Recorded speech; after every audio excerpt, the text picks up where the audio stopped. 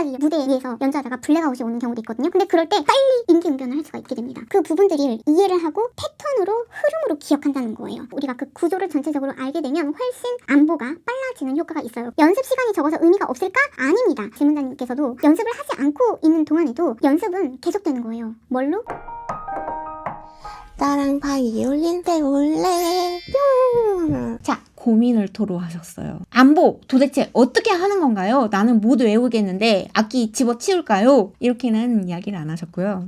우선 저는 직장인 취바생입니다. 연주하시는 분들 보면 그 기나긴 곡들을 눈 감고 악보도 안 보고 다 외울 때까지 연습을 하시는 걸까요? 어찌 그리 그 곡의 일부가 되어 감정 표현까지 하시는지요? 자, 바이올린이라는 악기가 취미로 배우기에는 만족감이 빨리 오지가 않는 악기라고 하기도 합니다. 그래서 저도 지금 하신 말씀에 공감을 하긴 해요. 하지만 이 생각을 한다는 이유는 그만큼 악기에 대한 애정이 남다르다는 증거이기도 해요. 그리고 악기를 때려치고 싶다. 이 생각은 누구나 했던 생각입니다. 근데 그렇게 던져버리지 않고 우리 악기를 소중하게 다뤄주고 이 채널을 구독하고 계시다면 그거는 악기에 대한 열정이 아직도 살아 숨쉰다는 이야기입니다. 일단 악보 외우는 거를 어떻게 하는 건지에 대해서 서두에 말씀을 드릴게요.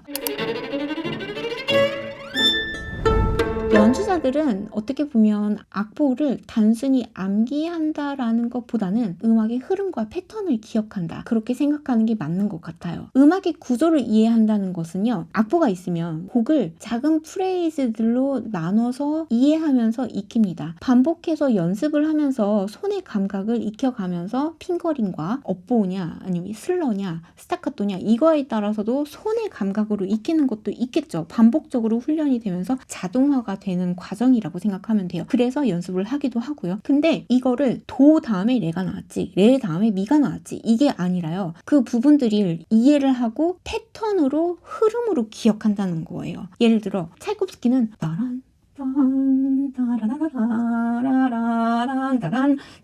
이 멜로디가 나올 때 연주자들은 라파, 파, 미, 레, 파라 미, 그 다음에 파 이렇게 외우질 않고요. 테마 하면 그때부터는 연습이 손가락에 감각을 주는 거죠. 그래서 몸이 먼저 기억을 하는 거예요. 찰콥스키의 테마. 그럼 따란 빰빠바바바밤 이 테마가 그냥 바로 나오는 거예요. 그리고 나서 딴딴딴딴 이게 나올 때 스케일 거지 같은 구간 뭐 예를 들어 이렇게 그냥 그 패턴으로 인식을 하는 거예요. 그리고 그 패턴 고 하면 자동으로 나오는 거죠.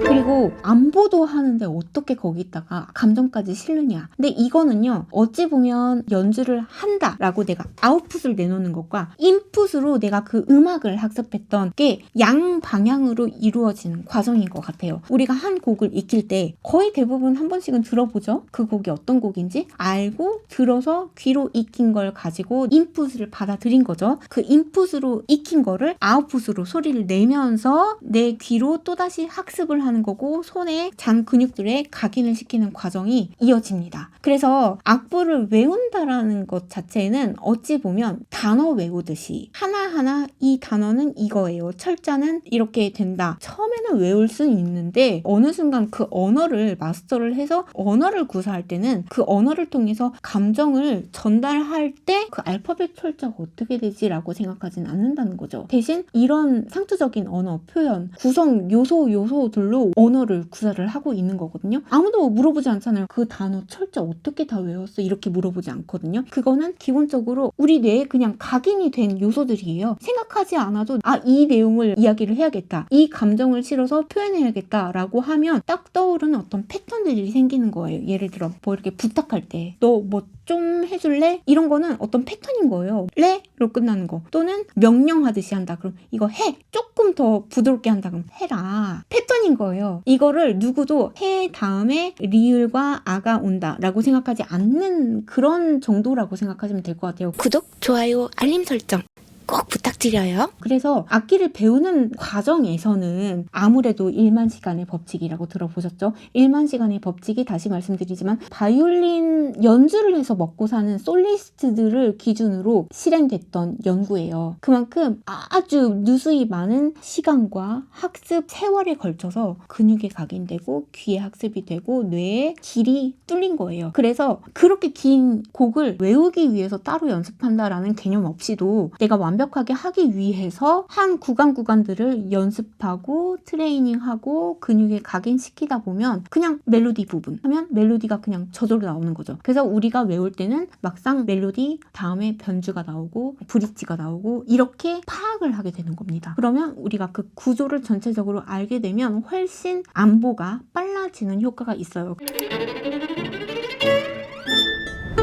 그래서 예전에 메타바이올린에 이런 댓글을 남겨주신 분이 있었어요. 피아노를 전공을 했기 때문에 코드로 익히는 거는 아주 쉬운데 악보를 한음 읽어야 되는 바이올린 악보는 보기가 너무 어렵다라고 해서 제가 그게 걱정이라면 그건 전혀 걱정할 게 아니다. 왜냐면 어느 순간이 되면 우리가 패턴으로 인해서 음악의 구조로 악보를 읽어야 되는 때가 오는데 그때 음악 이론, 화성의 이해 이게 굉장히 가속력을 줄 것이다. 악보를 읽는데 그렇게 말씀을 드렸던 적이 있습니다. 그래서 우리가 음대를 가면 음악 이론을 배우고 화성학을 배우고 하는 이유가 거기에서도 있어요. 아무리 연주자라고 할지라도 음악 이론을 얼만큼 아냐에 따라서 갑자기 무대 위에서 연주하다가 블랙아웃이 오는 경우도 있거든요. 근데 그럴 때 진짜 거짓말처럼 내가 그냥 누르기만 하면 쏟아져 나오는 언어 같은 곡이었는데 어느 순간 갑자기 그 다음 음이 뭐지? 막 그렇게 생각을 하게 될 때가 있어요. 그러면 하는 수 없이 우리가 철자를 다시 기억을 해내야 되는 것처럼 갑자기 그렇게 생각이 안 날 때도 있거든요. 등골이 서늘해지는 때가 있습니다. 근데 그럴 때 음악 이론이 탄탄하게 되어 있으면 여기 토니카 이런 게 나오지? 그래서 뭐 도파라구나. 그러니까 그 음 중에 하나일 거야. 그러면은 12개 반음